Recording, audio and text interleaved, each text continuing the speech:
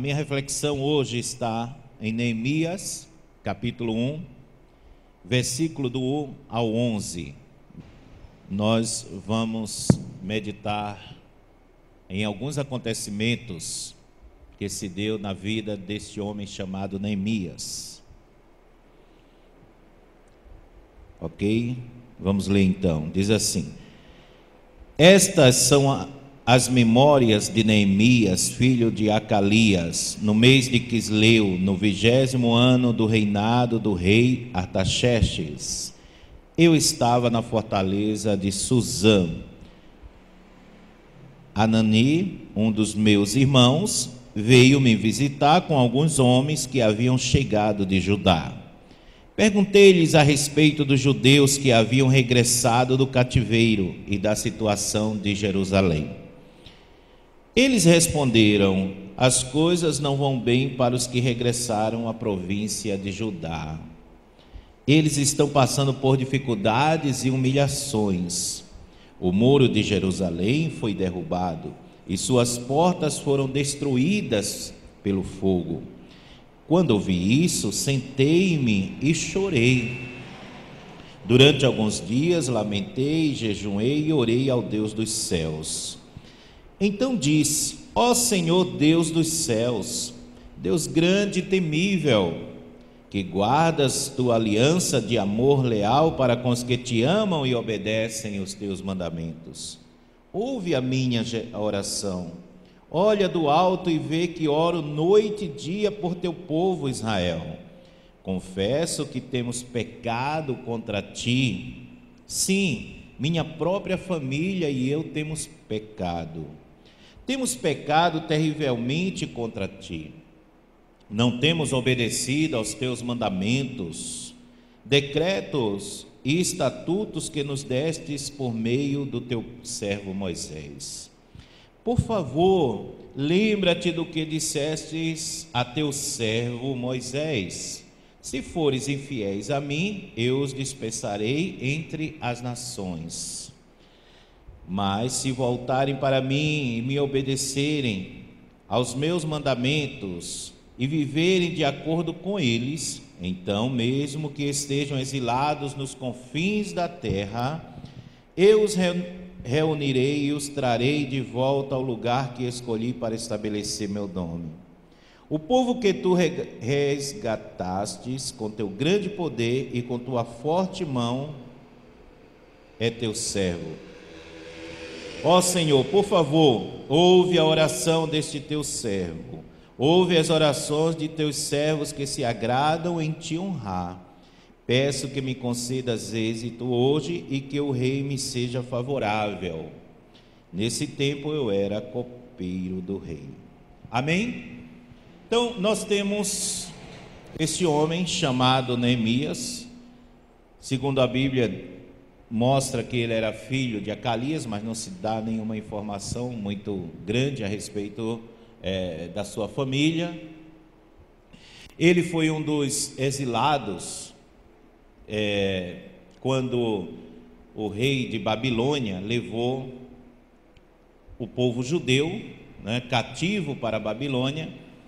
E, segundo a história, o povo mais rico de Judá, o pessoal mais de uma vida social melhor, foram todos levados cativos, intelectuais e etc. e tal, e ficou apenas os pobres, aquelas pessoas mais simples e pessoas que tinham problema, por exemplo, de saúde, etc.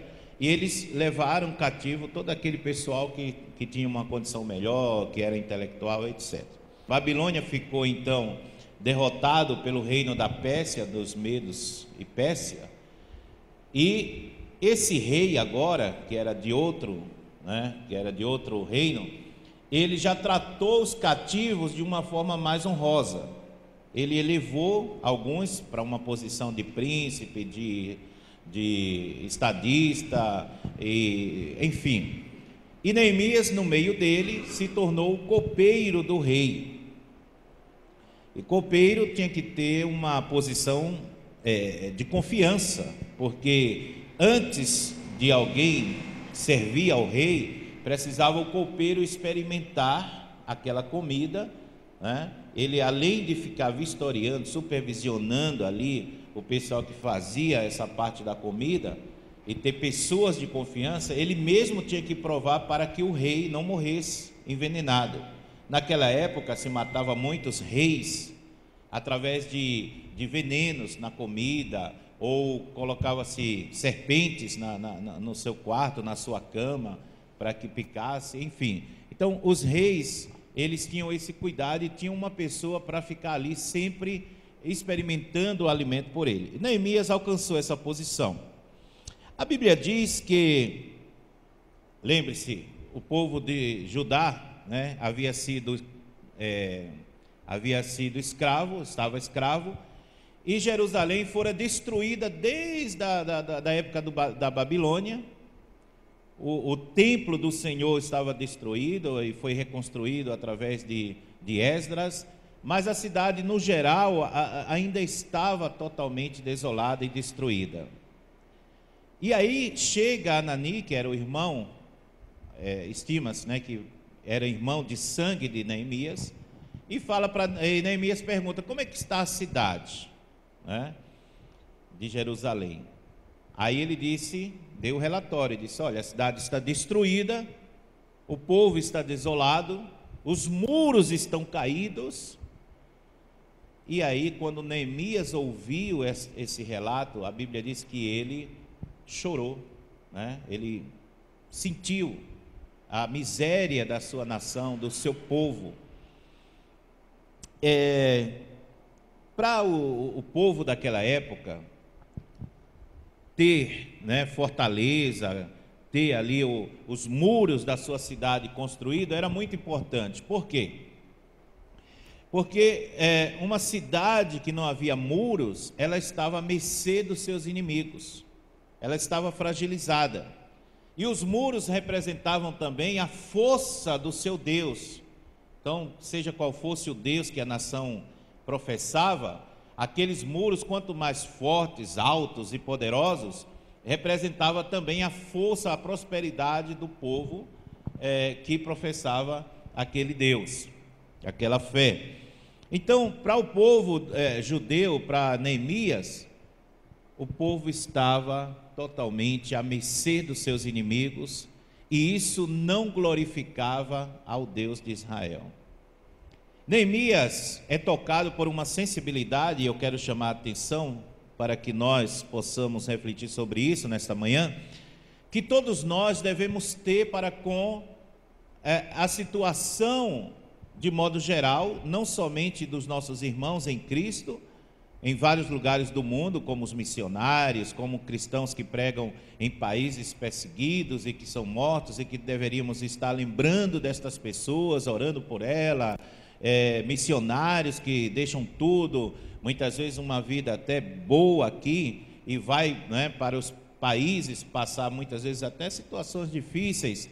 Deveríamos ter essa sensibilidade de lembrarmos nestas pessoas, como também a sensibilidade de entendermos que lá fora tem pessoas que estão totalmente desoladas, destruídas, estão até mesmo indo para o inferno. E a nossa reflexão, ela consiste na sensibilidade de Neemias para com aqueles que estão em situação difíceis.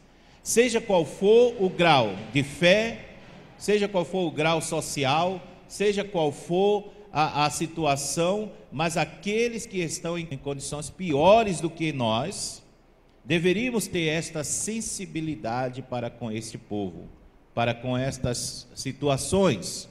Quando nós vivemos nossa vida cristã apenas cumprindo obrigações, rituais, liturgias, trabalhando, fazendo alguma coisa para o Senhor, mas não temos essa sensibilidade, alguma coisa está errada em nós. O tipo de fé que nós professamos, o conceito, o entendimento de fé, está totalmente distorcido.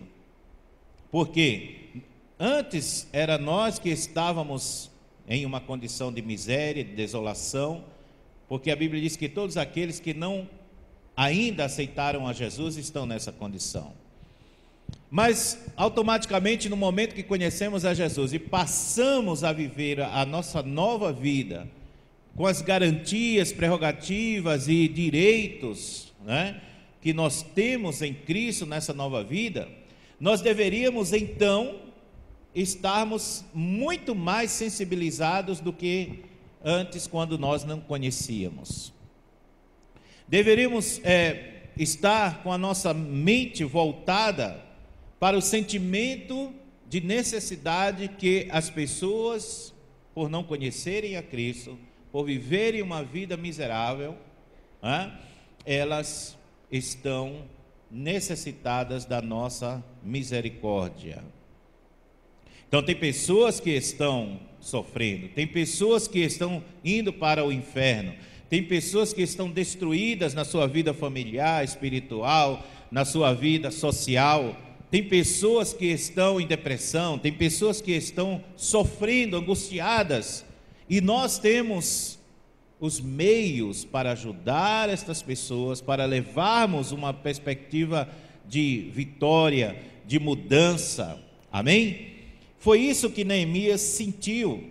Embora ele estava escravo ali, daquele reino, mas ele estava numa situação até um pouco confortável, né? Claro que ninguém quer ficar escravo, mesmo estando numa situação confortável, de outro. Mas ele tinha uma certa comodidade, pois ele gozava ali dos direitos palacianos, né? E ele tinha a confiança do rei. Ele poderia se preocupar apenas consigo mesmo e dizer: não, eu estou bem, né? Enfim, eu tenho tudo que eu preciso aqui, sim, mas ele não tinha esse tipo de pensamento. A Bíblia diz que assim que ele recebeu a notícia, em primeiro lugar, entendemos que Neemias, se preocupa com seu povo. E nós, o que podemos tirar desta lição? Nos preocupamos com o nosso semelhante? De alguma forma, onde nós estamos, o que fazemos, estamos sempre procurando proporcionar um meio de levar a palavra de Deus, de orar pelas pessoas, de uma certa forma revelar o propósito, o plano de Deus, para que estas pessoas entendam que há algo muito maior para elas, amém? Do que simplesmente viver neste mundo, vagando para lá e para cá, a busca de alguma coisa melhor que este mundo possa oferecer. Neemias se preocupa com isso. Então cada momento é um momento que nós temos que estar pensando assim. Meus amados irmãos, as pessoas estão necessitadas de Deus. Elas podem até ter carros, mansões, elas podem ter uma vida social aqui neste mundo melhorada e até próspera, mas suas almas estão desesperadas, suas almas estão desoladas, suas vidas estão desoladas e destruídas, sua proteção espiritual estão caídas, os muros que protegem sua vida espiritual não estão fortalecidos no Senhor, amém? E quando você conhece essas pessoas, muitas vezes algumas até arrotam soberba, arrogância, não querem saber do Evangelho, mas quando você, de uma certa forma, se aproxima destas pessoas, você percebe que elas estão destruídas por dentro. Às vezes uma aparência de um bom casamento, às vezes uma aparência, né, de uma vida social que traz felicidade, mas estão destruídas. E nós temos os recursos, amém? Nós temos os recursos espirituais para ajudar estas pessoas. Necessariamente eles não estavam mandando recados para Neemias e dizendo assim: Neemias, você que está aí no palácio, intercede por nós, fala, né, a nossa situação. Não, mas Neemias se preocupava com a necessidade do seu povo.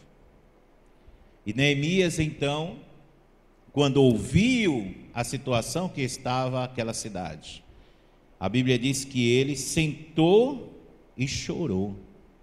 Ele não conseguiu nem ficar de pé. Ele sentou e chorou.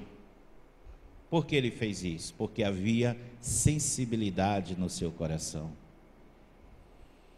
E a Bíblia diz que durante alguns dias, ele lamentou, jejuou e orou ao Deus dos céus. Durante alguns dias, passaram-se aproximadamente 4 meses, em que ele fez uma campanha particular entre ele e Deus, para que Deus concedesse uma resposta aonde ele pudesse fazer alguma coisa pelo seu povo. Então nós temos a preocupação de Neemias pelo seu povo, e aí faça uma reflexão: como está a sua preocupação com aqueles que estão lá fora? Você dorme, acorda, come, vem à igreja, vai ao trabalho, e aí, como está a sua preocupação? Você aproveita cada detalhe que é te dado, né? Em um restaurante, em um ônibus aonde você está, você quando está conversando com seus amigos que não conhecem a Jesus, você aproveita cada uma dessas oportunidades, ou você se esquece que você é um cristão, que você está confortável na vida espiritual, e aí você termina naquele embalo, né? Ali junto com eles, nem lembrando que as almas daquelas pessoas precisam de restauração, precisa de cura. Cada dia da sua vida é uma missão que precisa ser executada. Então ele chorou e pediu uma resposta de Deus. O que eu aprendo com Neemias aqui é que tem momentos da nossa vida, diante de conflitos, de respostas que nós precisamos do Senhor.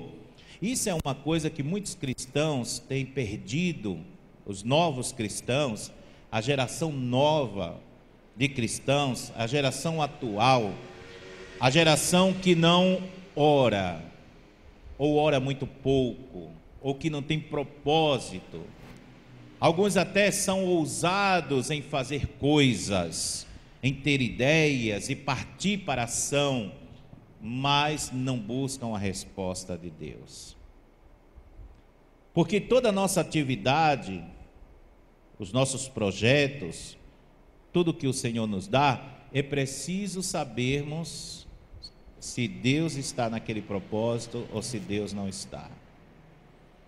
A Bíblia diz: muitos são os planos do coração do homem, mas a resposta certa vem do Senhor. Quando você está diante de uma situação muito grande, que precisa de uma ação que está acima dos seus recursos, acima das suas condições, quando você precisa de uma resposta para executar, para fazer algo que você sabe que de si mesmo você não tem condições, você deve recorrer ao Rei dos Reis. Amém? Neemias estava submisso a um rei. Aqui na terra, aquele homem era o Rei dos Reis, porque ele era um rei onde ele havia conquistado vários reinos: Egito, Babilônia, Assíria, e muitos reinos estavam subjugados a ele. Ele era o imperador Artaxerxes, mas Neemias sabia que havia um rei que estava acima daquele rei. Amém? Neemias sabia que ele não era o rei dos reis, ele era o rei de alguns reinos, de alguns reis, mas havia acima dele um rei superior, que realmente era o rei de toda a terra. Então Neemias, ele não pensa assim, como muitas vezes nós pensamos: eu tenho uma certa a proximidade com o rei, né? Ele gosta muito de mim, eu tenho essa posição privilegiada que muitos não têm, eu vou falar com ele. Não foi isso que Neemias fez. Ele sabia que ele precisava da resposta de Deus primeiro.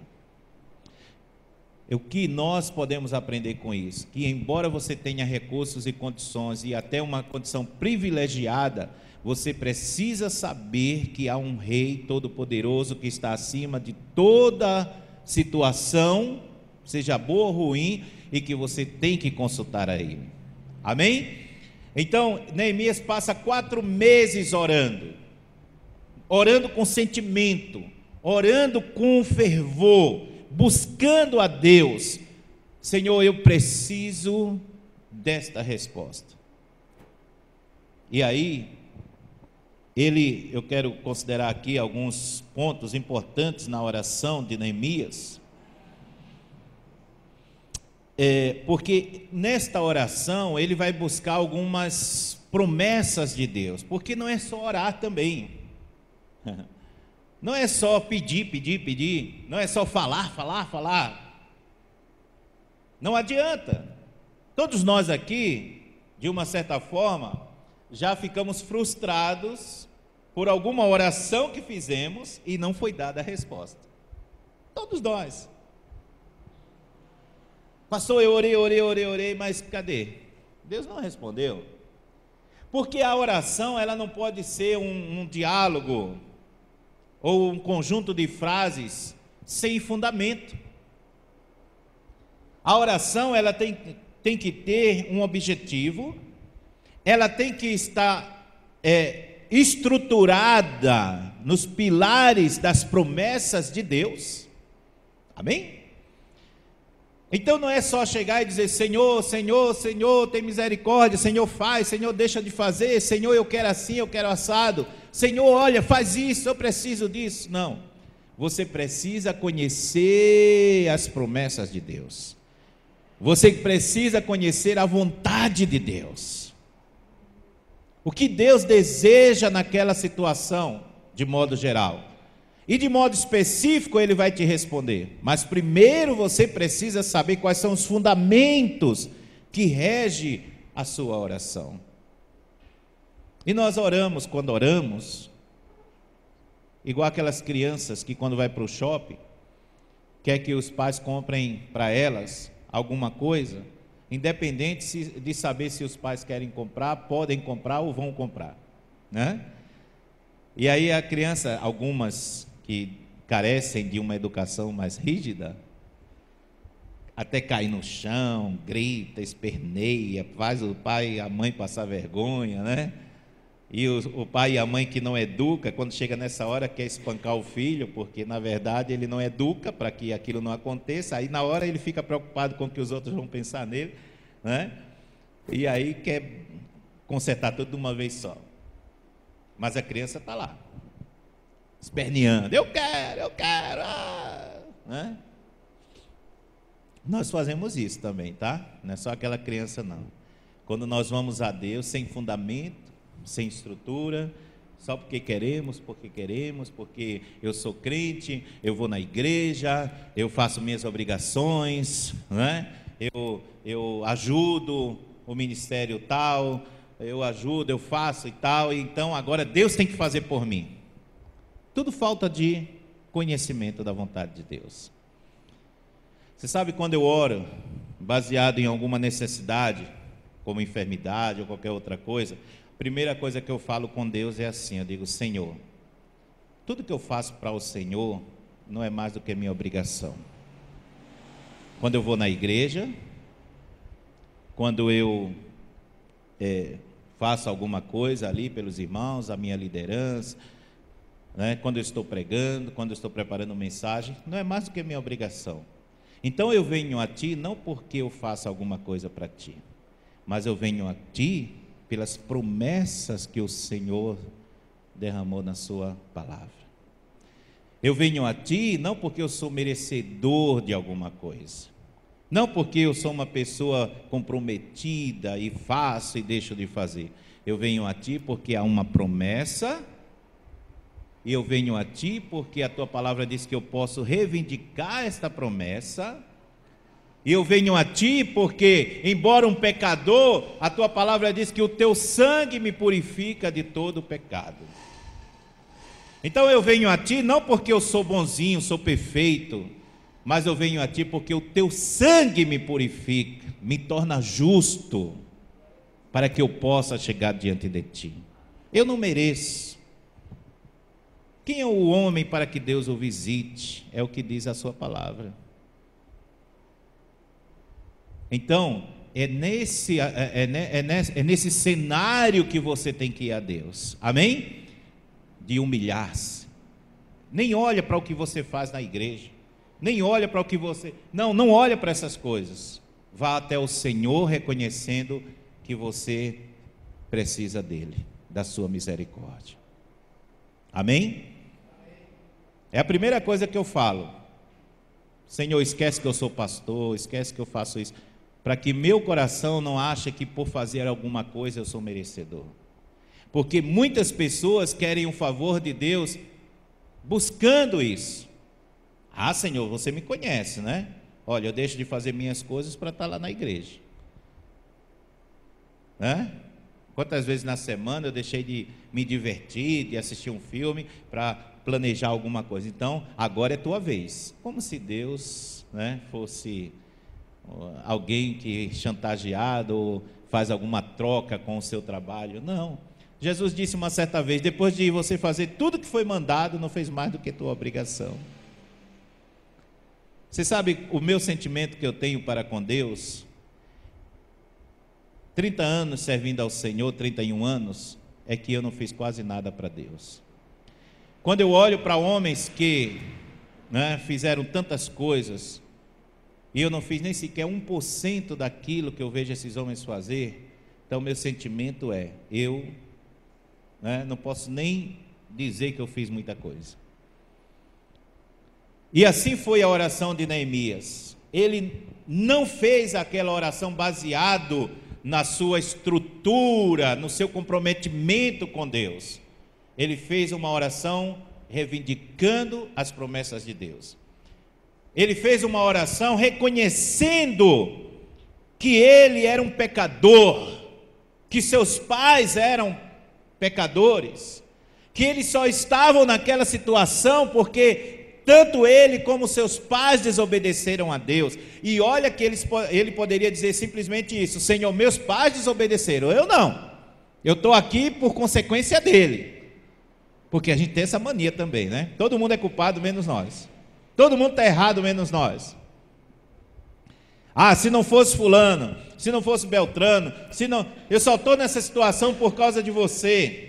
É assim que a gente fala? Não. Ele entrou diante de Deus, olha a oração dele, olha a oração que ele fez, no versículo 6.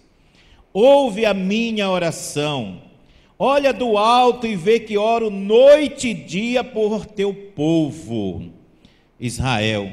Confesso que temos pecado contra ti, sim, minha própria família e eu temos pecado. Amém, meus amados? É assim que a gente entra na presença de Deus. A Bíblia diz: humilhai-vos, pois, debaixo da potente mão de Deus, para que ao seu tempo Ele vos exalte. E aí, ele não fica só considerando os seus pecados, porque tem pessoas também que vivem se culpando e não saem dessa bolha da culpa. Tem uns que não assumem. Olha os extremos, né, do ser humano. Tem uns que não assumem, todo mundo está errado menos ele. Tem outros que já vivem se culpando a vida toda, não sabem usufruir do perdão de Deus. Então, ou ele culpa todo mundo de tudo, de toda a situação, ou ele fica todo o tempo numa bolha de culpa. Ah, isso só está acontecendo porque eu sou assim. Ah, né? Fica aqui aquele desenho animado, ó dor, ó vida, ó miséria, né? Não, você tem que ter bom senso. Você tem que entender, e eu temos que entender, que nós somos pecadores, que nós somos falhos, e que nós não merecemos o favor de Deus, mas Ele nos dá. Amém? Nesse entendimento, eu vou até Ele e humildemente eu peço perdão pelos meus pecados. Eu reconheço que eu sou falho, que eu sou limitado, que eu sou pecador. Mas agora eu também reconheço que a Bíblia diz que pelo seu sangue Ele nos purifica de toda injustiça. Então, quando eu vou até Ele humildemente, eu vou reconhecendo o meu pecado. Mas agora, quando eu saio da presença dEle, eu saio tomando posse da sua promessa de que agora estou justificado. Amém? Então eu vou até Ele e digo: Senhor, perdoa os meus pecados. Eu confesso a Ti o meu pecado, o pecado da minha família. Mas quando eu saio da presença dEle, eu saio com a promessa de que agora eu estou justificado, purificado, limpo. Amém?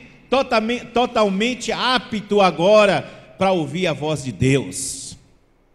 A Bíblia diz: ainda que teus pecados sejam como a escarlata, ou vermelhos como a escarlata, eles se tornarão brancos como a neve. Ainda que eu entre na presença de Deus cheio de pecado, mas quando eu saio da presença dEle, eu saio purificado. Amém? Totalmente limpo. Porque este é o padrão de Deus para aqueles que se humilham diante dEle. E agora, ele, depois de orar desta forma, ele entende que ele agora pode reivindicar as promessas de Deus. Depois que você ora reconhecendo seus pecados, suas limitações, suas fraquezas, agora você tem que buscar lembrar ao Senhor as suas promessas. Aí você talvez diga assim: pastor, mas como assim Deus esquece? Não é que Ele esquece, Ele não esquece, tá? É bom que eu fale isso, né? Mas tem um versículo na Bíblia que ele diz assim: faze-me lembrar. Apresenta as tuas razões. Lá em Isaías. Não é que Deus esquece, é uma forma figurativa de Deus dizer assim: olha, eu quero que você reivindique as minhas promessas para você. Ele não esquece. Deus não pode esquecer. Deus é perfeito. Mas Ele quer que nós o lembremos a si mesmo, porque isso é uma relação. Então Ele diz: faze-me lembrar. Entra comigo em juízo e faze-me lembrar, para que eu possa, apresenta as tuas razões, para que eu possa te justificar. Foi o que Neemias fez. Aí Neemias no versículo 8 diz assim: por favor, lembra-te do que dissestes a teu servo Moisés. Deus esquece? Deus tinha esquecido? Não. Mas Ele espera que nós, mesmo assim, o lembremos. Porque isso faz uma relação, o diálogo.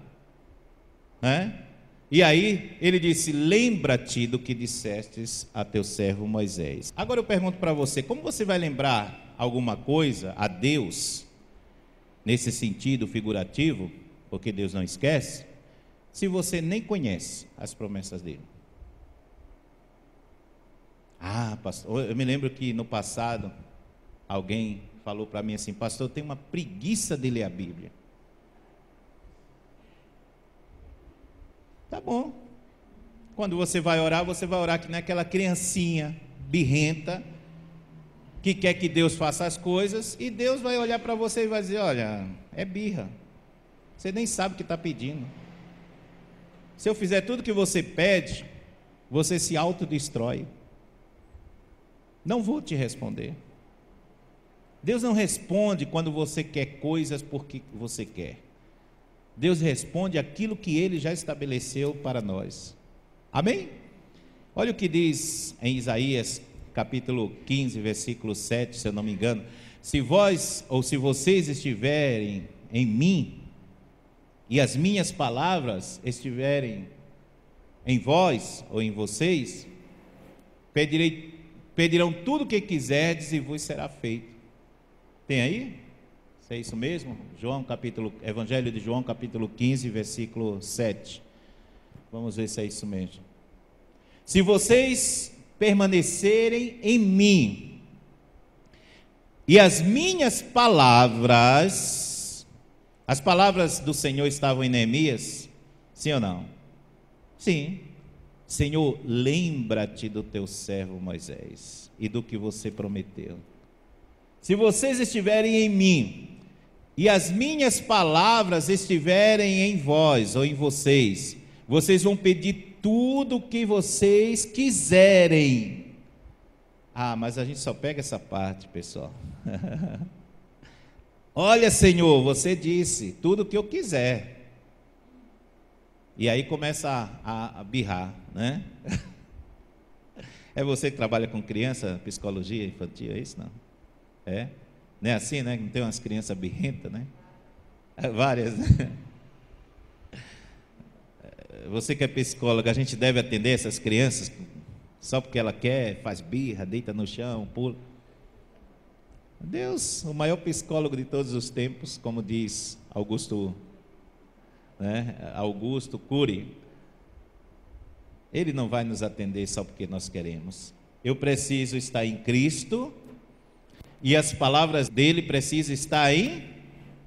Por isso que Neemias foi atendido, irmãos, porque Neemias falou o seguinte: lembra-te do teu servo Moisés, lembra-te do que você falou para ele, Senhor, que se esta nação pecasse, desobedecesse os estatutos, os mandamentos, andasse de forma errada, que o Senhor haveria de levá-lo, de deixar que outras nações, escravizassem, etc. Mas quando lá eles se arrependessem e se humilhassem e clamassem a ti, então o Senhor os traria de todas as nações pelas quais o Senhor os espalhou. Isto é uma oração madura. Amém? Isto é uma oração perfeita. Lembre-se, toda vez que você estiver orando, você precisa reconhecer que é um pecador, que você não tem mérito nenhum, mas que ao mesmo tempo, quando você se humilha, Deus te justifica. Amém? Deus te dá esse direito agora de você lembrar a Ele, mas para você lembrar, como Neemias fez, você precisa conhecer a vontade de Deus. Então, se você está em Cristo e as palavras dele estão em você, o que quiser, na verdade, é condicional. É aquilo que você compreende na vontade de Deus. É aquilo que o seu entendimento é totalmente envolvido pela vontade de Deus, compreende. E a sua oração, ela vai em sintonia com a vontade de Deus. E aí Deus te responde. Você sabe que quando eu quero pedir algo a Deus, eu não saio logo orando. Quando eu quero algo, quando eu preciso que o Senhor me dê uma resposta, eu vou buscar primeiro lá na Bíblia algum fundamento para que eu possa orar corretamente. Eu não perco tempo com palavras vazias para rituais, rituais, costumes. Não. Primeiro eu preciso ter certeza de que aquela oração que eu vou fazer está correta. O Espírito Santo me dirige, me dá um fundamento. Eu preciso orar a respeito disso, mas tua palavra me leva aonde? E aí eu espero o Espírito Santo me mostrar. Vou lendo, vou buscando na memória as promessas de Deus, E eu começo então a reivindicar dentro daquilo que já está estabelecido. Aí Deus responde. Se tem uma coisa que eu não gosto de fazer, é dar murro em ponta de faca, como as pessoas falam. Ficar tentando algo, tentando. Amém, meus amados? Aprendemos hoje o quê? Primeiro, devemos ter sensibilidade com o nosso semelhante. Amém? Não devemos prosseguir na vida cristã como se, para mim está tudo bem, agora não fumo, não bebo, não vivo aí nessas baladas da vida, não vivo fazendo coisas erradas. Tá? Então, agora o importante é eu seguir em frente com Deus. Não. Segundo lugar, você precisa se preocupar com os que estão lá. Não é esperar eles aparecerem para você mostrar sensibilidade, é você se preocupar com eles. Devemos também concluir, através do que Neemias deixa como exemplo, que não adianta você sair por aí para tentar aprovar ou fazer alguma coisa. Você precisa ter a direção de Deus para tudo que você faz. Seus projetos, seu trabalho, tudo que você tiver no Senhor projetando, você tem que ter uma direção de Deus. Você tem que ter o sinal de Deus. Você tem que ter a palavra de Deus. Amém? Aprendemos também que não adianta ir até o Senhor reivindicando que nós somos, Senhor, eu sou correto, eu ando, olha, comprometido, né? Estou sempre na igreja, não falta um culto, dizimista fiel. Quando o pastor precisa, eu estou lá. Agora é a tua vez de compensar isso aí. Não, Deus não vai te ouvir por causa disso. Amém? Por mais que fizéssemos, se dedicássemos nossa vida 1000%, não merecíamos essa relação com Deus. Então, nós fazemos algo para Deus como reconhecimento do que Ele fez por nós, não porque nós estamos fazendo algum favor para Deus. Então, quando você for orar, lembre-se disso. Entre na presença dEle como uma pessoa que precisa ser purificada todos os dias pelo sangue de Jesus. Mas quando você estiver orando, não fique também se culpando toda hora. Não, aceite o perdão do Senhor. Aceite o perdão de Jesus. Senhor, obrigado. Obrigado porque eu sei que o teu sangue me purificou. Eu sei que o teu sangue me purifica. E eu sei que eu agora posso lembrar as promessas do Senhor. E por fim, lembre as promessas, mas se você conhecê-las, se não, antes de orar, procure conhecer a vontade de Deus. Leia a Bíblia, ouça a palavra de Deus. Saiba que aquilo que você está reivindicando é da vontade de Deus. E aí, quando você clamar ao Senhor, Ele vai te responder. Ele vai falar com você. Ele vai mostrar o destino, aquilo que você precisa fazer. Ele vai te conduzir pelas veredas corretas da vida. Isso vai ser na tua família, no teu trabalho. Um cristão nunca deveria ficar surpreso com nada. Você sabe disso? Eu estou desempregado, meu Deus, eu não esperava por isso. Sabe o que é isso? Falta de comunhão com Deus. Porque Deus até isso avisa para você. Minha família, meu filho entrou para as drogas, não sei o quê. Deus avisa. É que às vezes Deus está avisando, mas a falta de comunhão faz com que você não perceba. E as coisas começam a acontecer, quando você vai ver, quando você se dá conta, já aconteceram.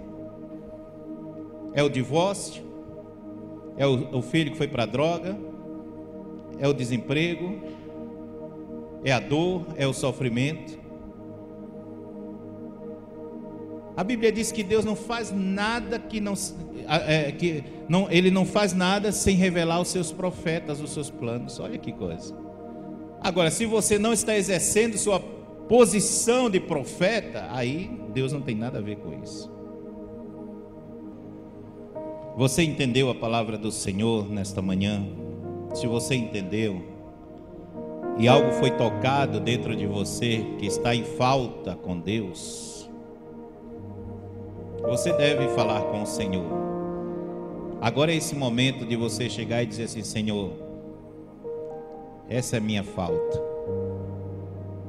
Pastor Jetro foi só um instrumento, um teclado ali sendo tocado pelo Jefferson e eu sendo tocado por Deus.